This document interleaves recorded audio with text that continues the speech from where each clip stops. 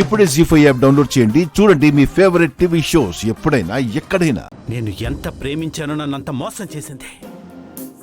దూరమై ఎన్నేళ్లైనా నా ఆలోచనలో దగ్గరగానే ఉన్నట్టు కనిపిస్తుంది.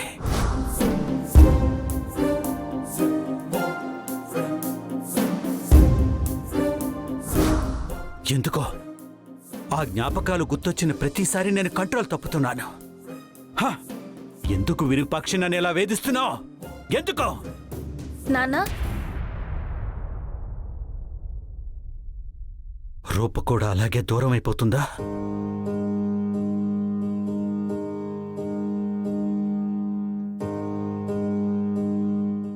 రూపా, ఇలారా.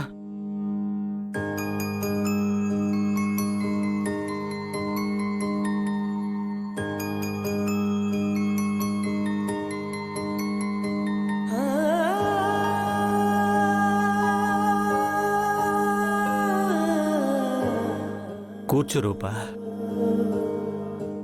కూర్చోమ్మా.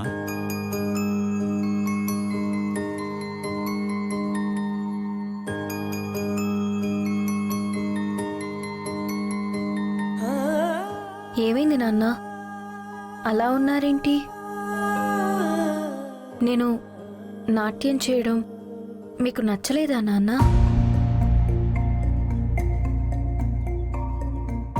మీకు నచ్చకపోతే చెప్పండి నాన్న, ఇంకెప్పుడు చేయను. అలా ఏం లేదు రూపా. ఇప్పటి వరకు ఏం చేసినా ఎలా చేసినా ఇక మీదట నా మనసుకి కష్టం కలిగించేలా ప్రవర్తించకమ్మా.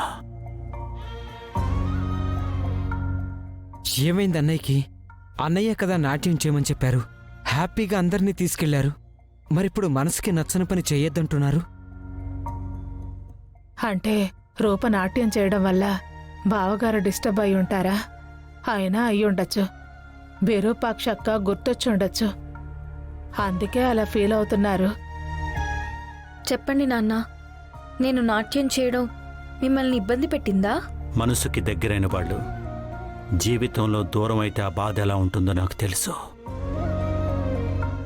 నేను అలాంటి బాధను అనుభవించాను. మళ్ళీ అలాంటి చేదు అనుభవాలు ఎదురవ్వకూడదనుకుంటున్నాను. ముఖ్యంగా నీ విషయంలో. నాన్న, మీరేం చెప్తున్నారో నాకు అర్థం కావడం లేదు.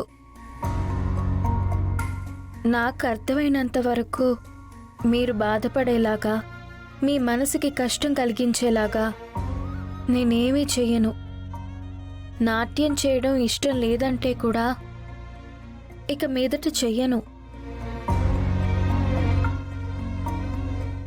మీరు చెప్పినట్టే వింటాను, మీరు చెప్పినట్టే ఉంటాను.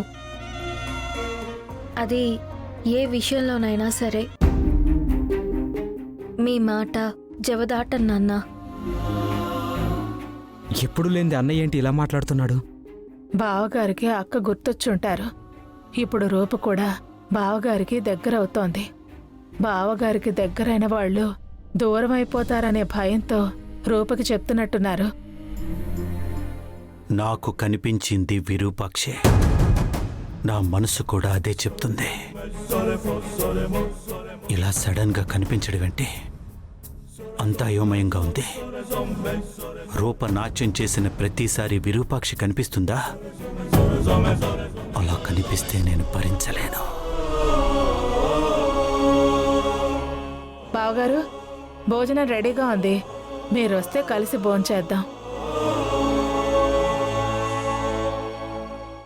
పదమ్మ, భోంచేద్దాం.